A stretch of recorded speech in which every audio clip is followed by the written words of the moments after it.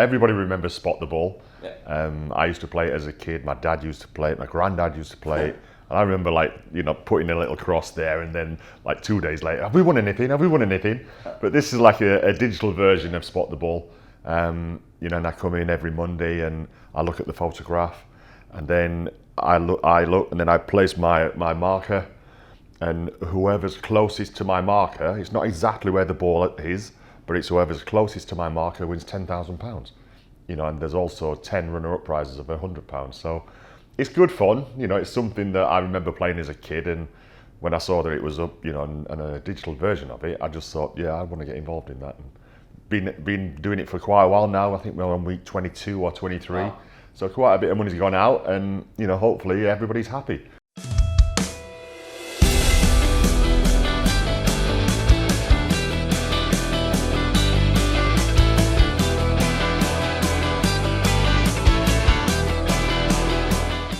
Hi, and welcome to the Gooner Ramble.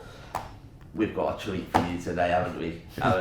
We have got the Arsenal and England legend, David Seaman, with us. I mean, I'm shaking. Literally, I'm shaking. When I think of David Seaman, I just think of that save. You know, that United save, and it's just, and the ponytail, of course. The ponytail and the tash and all those trophies I used to lift up. Yeah. Good memories. Yeah. But I mean, talking about trophies, or not so, the FA Cups are great. Yeah. Where are Arsenal right now, and what are your views on this season, on sort of the last few seasons? Yeah, this season, inconsistent. You know, we went up to Liverpool near the start of the season, and that was a shocker. That's probably the worst I've ever seen us play. And then after that, we go to Chelsea and then put in a great performance. You know, and I was worried before we went to Chelsea because I thought we would get battered. You know, and then going into the weekend, you know, I was more confident for this weekend, the game against Man City, than what I was when we played Chelsea. But you know, it's that's what I mean about inconsistent. We don't get good performances all the time. You know, and even if we're getting beat, you know, we don't seem to be at it all the time. You know, there was different parts of the game where, you know, like one person was closing down, the rest of the team weren't, and then the guy looks around, there's nobody there, and he starts moaning, and you know, the guy that's moaning actually made the wrong decision to go and close down on his own. Yeah. You know, that sort of thing, you know, frustrates me a lot. You know, and then you watch the game, you see certain decisions going against you. Okay, for me it was a penalty. You know, if Arsenal didn't get that, I'd be fuming. You know, and then you look at it afterwards and it looks even more of a penalty. You know, and I know Arsenal reacted straight after the game, but I'm sure when he looks back, he'll realise a bit of a mistake he made. And then the offside as well. The offside's offside, but it's not as offside as I was led to believe. You know, I was listening to it on the radio, and you know, they were saying he was yards offside, and when you watch Match of the Day and they freeze frame it, you know, it's we've had a few go against us this season. You know, the Lacazette one, obviously that one, and there's a few, but hopefully it's going to change around. So we've got Spurs next. So. We'll take it in there. But on that note, David, you mentioned the inconsistency within this Arsenal team. It's been like a constant thing in the past couple of years. Yeah. How do we manage our expectations? Are we maybe punching a little bit above our station at the minute? Because is it right for us to put ourselves in the same brackets as, say, a Manchester City from yesterday? No, I don't think so. Man City, Chelsea, Man United are quite a way ahead of us, if I'm honest. You know, as in buying power, as in wage power. You know, so you would expect one of them three to get the top players before us. You know, that's what it's come down to. You know, because we've got a wage structure, we don't pay the top transfer fees. You know, so you're going to get left behind a little bit, but it's still Arsenal. It's a club that I love. You know, and I expect them to win trophies, but at the moment we're struggling to get in that top four. Yeah, we'll come back to that a little bit at the end, and just want to know a bit more about you. So, all right, so you're a young lad. You're deciding what you want to do. I was. You were. You still are, David. But you're deciding what you want to do. Yeah. And where did I want to be a goalkeeper come? Or did you want to be a footballer and play somewhere else? And what's the story? Yeah. Because normally people want to score goals for England or their club, you know. Yeah, true. Not But save them. But I remember the earliest memories I've got are being in, I think it was the infant school. So I went to Ferrum Infant School and it was Ferrum Junior School as well in Rotherham. And when you're playing in the playground, there was a line that the infants weren't allowed to go across because that was the big boys' playground. And I remember looking and watching them play football and then thinking, I can't wait to go into that playground. And then obviously that happened. And then I went over and because I was tall, they went, you go in goal because you're tall. I was like, okay. And then I made a few saves and the big boys then started praising me. So that's where it came from. Would you say that it's one of the most pressurised positions on the field, if not the most? Not in the junior school team, it's not. But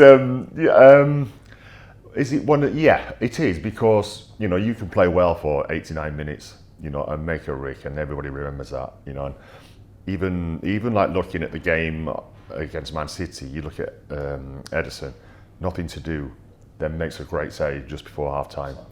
So that's the different art of goalkeeping, is being able to make them sort of saves from cold. But sometimes when you're at a lower club or a smaller club, you get a lot to do, and you'll make 5 or 6 saves and a mistake, and everybody remembers the mistake. So if you are to make a mistake, how do you then bounce back and deal with that? The way that I used to do or deal with it was I wouldn't panic afterwards. But it comes with experience, because obviously you're going to make a mistake early in your career, then how do you know what to do? You've just got to learn as you go, learn to if when you've made a mistake, don't go chasing the game afterwards, because you could make another mistake because you're making rash decisions. I remember, was it Scott Carson played for England? Yeah. Was it Ukraine or no, not Ukraine? Made 2 mistakes. Yeah, he made one really early on, and it was his full debut at Wembley. It was a massive game, and he just went to pieces afterwards because he didn't have any experience to fall back on. But so don't go chasing the ball. Make sure that the next kick you do, for instance, is a good kick. Don't go for like a hellblazer straight down the middle or picking someone out. Just make sure you get a nice contact on it. The next throw you get, make sure it goes to a player. You just build it up gently like that, and then that's how you get your confidence back. Just because you made a mistake doesn't mean that you're a bad goalkeeper overnight. But in terms of sort of thinking longer term, and I hate to bring up Ronaldinho or Naeem, but it's all good and well, the next kick and all that sort of stuff, but then the reaction. And the Ronaldinho hit home to me, because I was one of those, I live very close to Heathrow Airport, and we actually greeted you guys off, and we were chanting Seaman, because I was an Arsenal fan. I know, and like you said though, like a mistake like that, I remember being on the pitch after it had happened, and the game's still going ahead, and I'm thinking, come on lads, get me out of this, otherwise, am I going to get treated like Beckham did in the '98 World Cup? And all those thoughts go through your mind. But like you say, when we got back to Wembley, it was a massive relief, that the fans did that to me. And that's something that I'll never forget. And I was with my family at that time, and it was a nice feeling. It still didn't stop the press camping outside my gates with having pizza delivered and all that sort of thing right outside my home. But it's part of the game, and but it's you've got to deal with stuff like that as a goalkeeper. Some are more high profile than others. Like you said, the Ronaldinho, the Naeem. But I'm in big games there. I'm playing in the World Cup for England, or I'm playing in the final, in the European final. So I didn't do too bad. Absolutely not. And then talking about the highs, I guess, as well. It's how do you sort of keep your feet on the ground? So you've just saved a penalty at Wembley in Euro '96, Gary McAllister. England, Gaza scores. Gaza nicks all my glory. But it's all gone mental. The whole country is going mental. It was amazing time. But how do you keep your feet on the ground there? Well, it's a similar sort of thing as when you make a mistake. Not to let yourself get carried away, because you could make a wrong decision. And then everybody will remember the mistake. You save a penalty, so what? You've just let one through your legs or whatever it is. So you just got to keep your focus going and realise that you're still in the game, and then hopefully you get to the end of the game, the penalty's been a big decision or a big influence in the game, and then you enjoy it afterwards with the lads and have a few beers or whatever it is, just really enjoy it afterwards. Cool.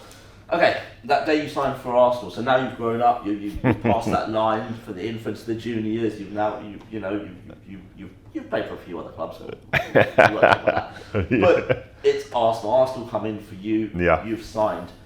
What are your memories of that first day and just your thoughts? Like The first Do you get time, nervous? yeah, I was nervous because there was a lot of confusion of when I left QPR because I was going to be signing before the end of the season, before transfer deadline day, and I was at Highbury and I'd done my medical and everything, and the press were there, and then next thing, no, the transfer's off. I'm like, what? Yeah. So then I had to go back to QPR, and obviously I'd shown all my cards that I wanted to leave. So I got a bit of stick from quite a few of the QPR fans, and it was like a half and half. They realised that I wanted to go to bigger and better things. Do the players give you a bit of stick? I'm just thinking of obviously. No, the players are just jealous. I'm going to Arsenal. So they kind of took you back. Yeah, they're fine. Yeah, because they know They get it. they knew that I was a good player. Yeah. A good goalkeeper, and it was obvious that I was going to do something like that. So the players were. But I remember from then, like this campaign got going about Lukey's better than Seaman, and we don't want Seaman and all this sort of stuff. I'm thinking, oh my God, and I know I'd already signed for the club, and then all this campaign starts up. I knew I was going to Arsenal in the summer, no matter what. And so I guess I actually signed for Arsenal. I know, but I'm in the World Cup, and in 1990 I was third choice. I break my thumb in training, and then I go back. My thumb's fine. I'm ready for pre-season. I just can't wait for my first game. But then my first game's away in Switzerland or somewhere, so there's not many Arsenal fans there. Do my stuff. And then my first ever game back on English soil was against Wolves in a friendly away, and I played quite well, and the Arsenal fans started singing my name a bit, and then my baptism into the first division then, as it was, Wimbledon away. Oh wow, that's quite. But we won. I think it was 3-0 or 3-1, and I had a good game. Against Wimbledon, you're going to get a lot of action. And from then on, I just showed what I could do, and just fell in love with the fans as well. Yeah, well, we certainly fell in love with you. I mean, obviously you came a bit before my time, but how rewarding was it playing for a club like Arsenal? You still won that line in the infant. I know, but I'm still moving into junior school. I know, but I've had this conversation with a lot of people about guys like you of your age. You haven't seen us win the league, or you might have done it. Don't remember it. I was 8 years old. Yeah, so but we were in a stage where we won it, or we were really close every season. And now it's a lot different, and it's the young guys now that are really being vocal about what should and shouldn't be done. But I can't remember your question now. Great. Yeah, I mean, what was it like playing under George Graham and then making that transition to a very different coach in Arsene Wenger? Yeah, with George it was hard work. That back four didn't become brilliant by chance. It was really well trained, well coached, and a lot of coaching as well. So that was George. That was his back four, no doubt at all. He knew exactly what he wanted. He knew exactly what he wanted from the team. And sometimes it was boring, but it was effective. We won trophies. We won the league. They won the league at Anfield. Then I came, and then we won it in my first season. Then we won the 2 cups. So we were always there or thereabouts. We won a European trophy as well. And for a limited squad, as in talent, but in heart and knowing how to play, knowing how to get the best out of your team, George was really good at that. Yeah. But then when Arsene came, it was just like, wow. It took us a while to get used to what he was wanting, but he was totally different. He wanted the lads to play out from the back. He changed the way that we trained, the way that we ate, the way that we stretched, and just brought all this new stuff in, and very wisely brought in a few French guys that were already on that regime and on that diet, and we were watching them thinking, they're not getting tired in the games, or it doesn't look like they're getting tired. They're eating this like mountain of food before games and stuff like that. And then the lads started, well, I'll give it a go, and Arsene Wenger certainly added a few years onto, especially the back four, just through a different way of training and a different way of playing football. Then we obviously won doubles and FA Cups and all that sort of stuff. There's one point in particular that I just want to take you back to. It was 2002. We just picked up the trophy. Yeah. you went and got Bob Wilson. Yeah. And then we had that famous picture with you, Bob, Stuart Taylor, and Richard Wright. Yeah. Why did you? Because you were very keen to get Bob Wilson down. I think he was retiring, wasn't he, as well, potentially, or something. Yeah, he was close. But no, I got Bob because Bob's been like a part of my football life for a long time. He was my coach once a week at QPR. Okay. For a year, I think it was, or maybe 2. And then I moved to Arsenal and he became my full-time coach. So I've got, and then I built up a massive friendship, and he's since been my best man twice, so he's a proper friend. And I've seen him go through a lot, especially with the death of his daughter, and now his charity that he's built up to be a massive organisation. And I just wanted him to be part of it because it's not often that you win the double like that, and especially at Highbury. You've got the trophy there. So I just wanted that photograph. And I'd not played that many games, I don't think, and so like I think it was Richard and Stuart. So Richard and Stuart had played their part in it as well. And it's not just about the goalies. It's when you've got a coach like that, you want to show your appreciation. Yeah. Cool. And following your retirement, obviously you've been doing this brilliant work with SpottoCash. Have you been up to anything else? Have you been keeping in touch with Arsenal? A little bit, but only with like the English lads. Really, it's I play golf with Dicko and Righty quite a bit. We speak to. I see Tony, a little bit of Martin and Ray. They're always busy on telly and that. But that's what they like to do, and I'm quite happy doing my fishing and my golfing and.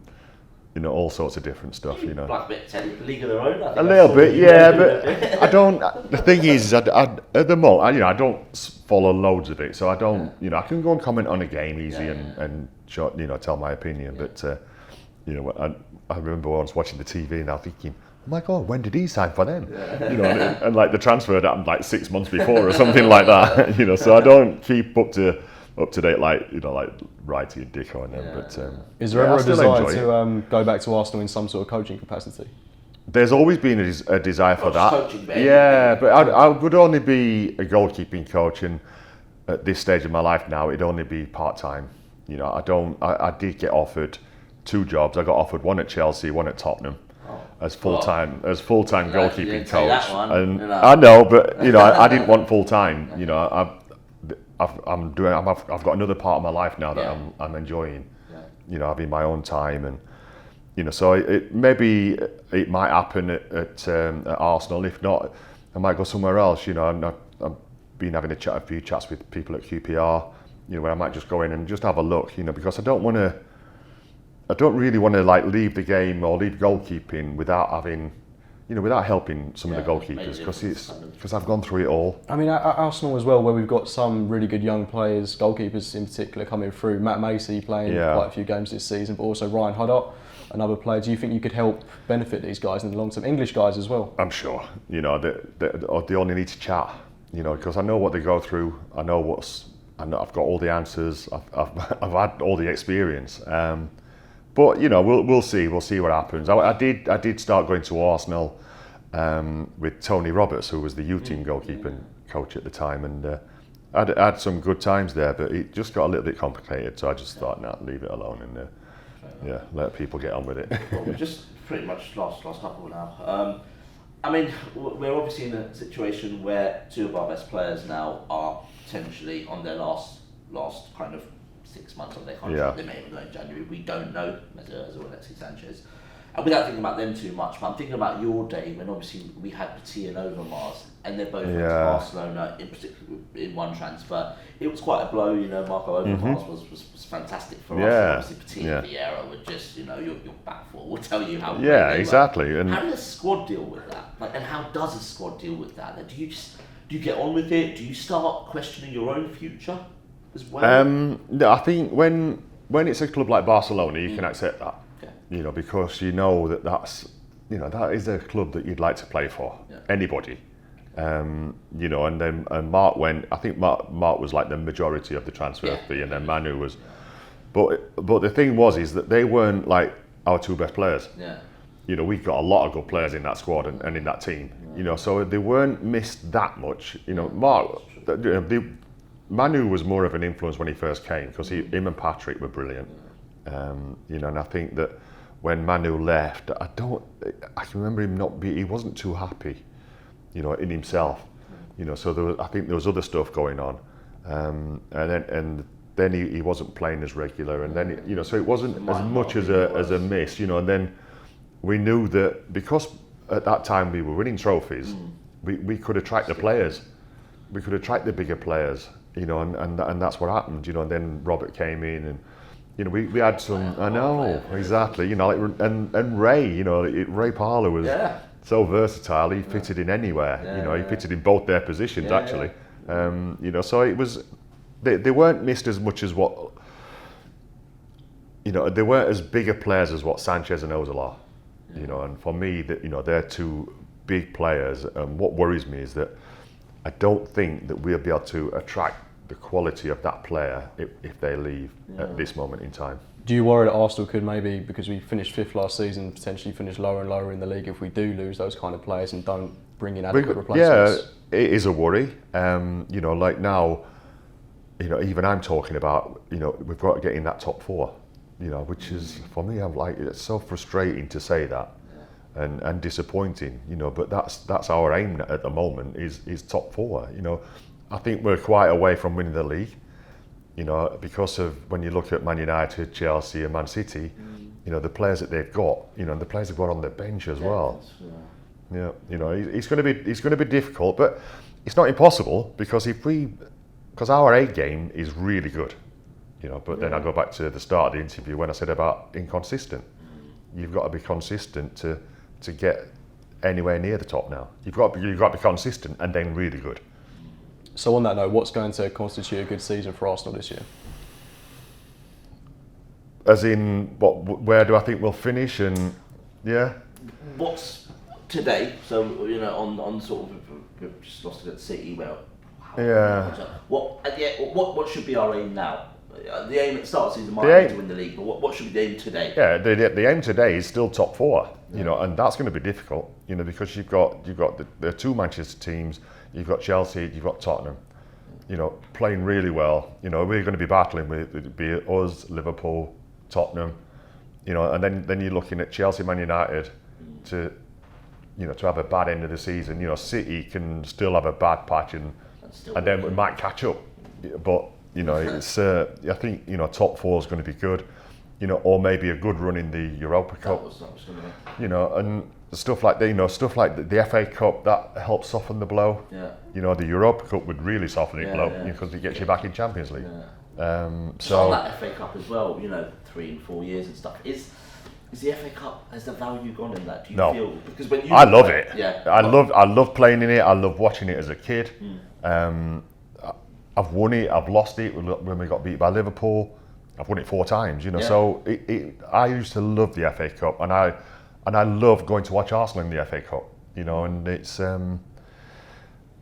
for me, it's still got the beauty of it. It's still got the attraction, you know, and it is a softener, I think, to where, not where we should be, where I would love us to be. You know, I'd love us to be top 4, you know, in contention for the league. I've always said, you know, take 4th place away. So it's just the top 3 getting the Champions League and the FA Cup winners. I think for me that would just bring the back, because then you have teams thinking, well, actually this is the route back to Europe.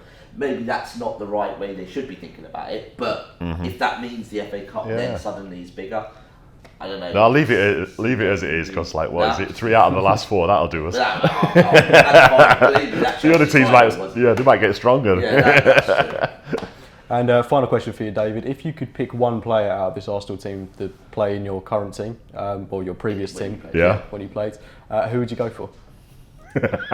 None of them. Sanchez might get in, but I'm being honest. You know, like the team that we had in. Check there for a second. He had a good game the other day as well. I don't. You know, and that's not like being disrespectful to them. That's how good our team was. You know, we had real quality players everywhere. You know, you wouldn't change the back 4, you wouldn't change Petit and Vieira. You know, then you've got people like, you know, when I get asked to do my Arsenal team, that is so hard for me to do. because I played with the back four. Then I had Martin, then Sol. People like that came in, and then you look at the strikers. You got Henry, Bergkamp, Wright. Then you look at the midfielders. You got Overmars. You got Lundberg. You got Perez. You got Ray Paul. You've got like loads of them in midfield that I could choose from. I know, that's what I mean. But like you say, like Ashley and Lauren and people like that. They all came in and just like quality players that did it. That won things. These guys are at the moment they're great players, but we're not. We're not there yet. Yeah. So yeah, Sanchez might get in, but I'd give him 10 minutes at the end. Sorry, that was meant to be the final question, but just something else I thought of, something that hit home to me yesterday is post-retirement, does the reaction change? Like, so the public reaction to you. So what I'm thinking is, when you were a player, and if you walked on that Tottenham High Road before a game, just going to watch a game, you'd probably get caned. Whereas now, after 10, 15 years, does it? It's not as much, because. As much, but it's different now because people are now remembering stuff that I did. So it's like one or two incidents that happened that are negative. Whereas when you're playing, it's like the last game. Yeah. If you made a mistake in that last game, they all remember that. Yeah. But like now that people see me, they look back at my career, and obviously the Tottenham fans will remember Naeem. That's why last time they celebrated. Yeah. But anyway, so it's different, and I look a little bit different. Ponytail's gone, Tasha's gone, So exactly. I just get me cap on and my glasses on and get my head down. But it's fine. It's I'm in a good place. I'm enjoying life and I'm doing what I want when I want to do it. Fair enough. Last question. If you had to relive one day from your football career, I'm hoping it's at Arsenal, but it could be England, I suppose. Yeah. What day would you? And is it going to be that save? Is it going to be that Scotland game? Is it if one game? Is it 2003 FA Cup final? I don't know. But what's the one day you would relive? And it would happen exactly how it happened.